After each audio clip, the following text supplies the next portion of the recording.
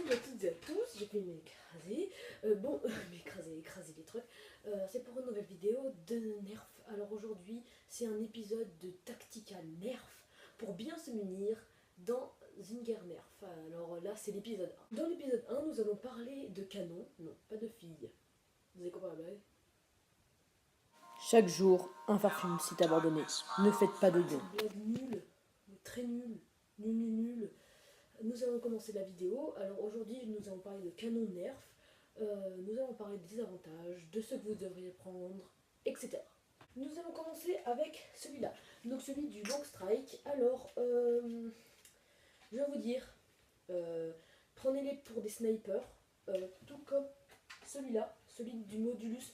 Je vous conseille plus de prendre celui-là pour des snipers, plus que pour celui-là. Sauf si vous voulez que votre sniper soit esthétique, prenez plutôt celui-là que celui-là. Mais pour que la balle parte plus loin, prenez celui-là. Parce que celui-là, en fait, plus il est long, plus en fait, la balle part moins loin.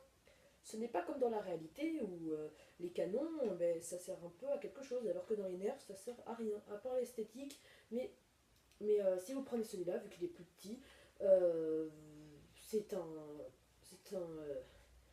canon nerf, du coup ça va partir plus loin, enfin je vous conseille celui-là.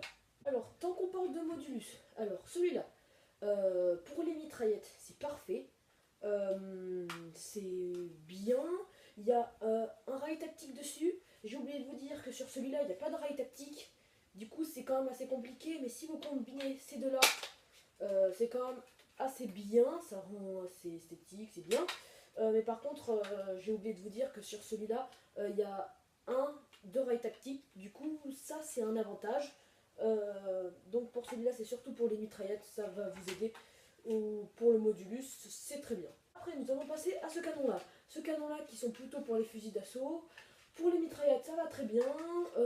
Pas pour les snipers, je vous conseille vraiment pas. Parce que ça va pas très bien avec les snipers.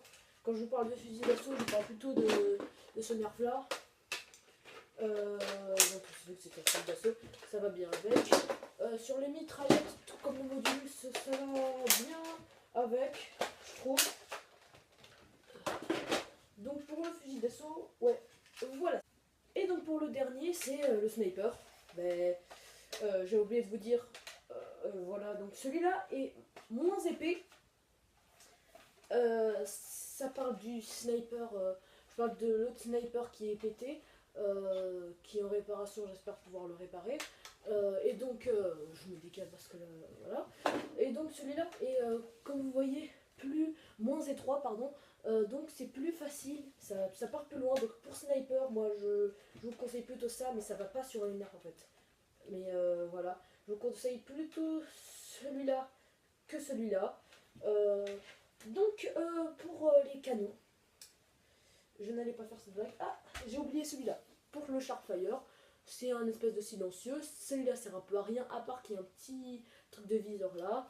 À part que ça rend plus esthétique pour faire genre que t'es dans James Bond mode silencieux. Ça, tu peux pas le mettre sur les autres nerfs. Quand je vous dis on peut pas, c'est vraiment... On peut pas, à part si tu arrives à le scotcher. Mais on peut pas. Du coup, pour les canons que j'ai que ça comme canon.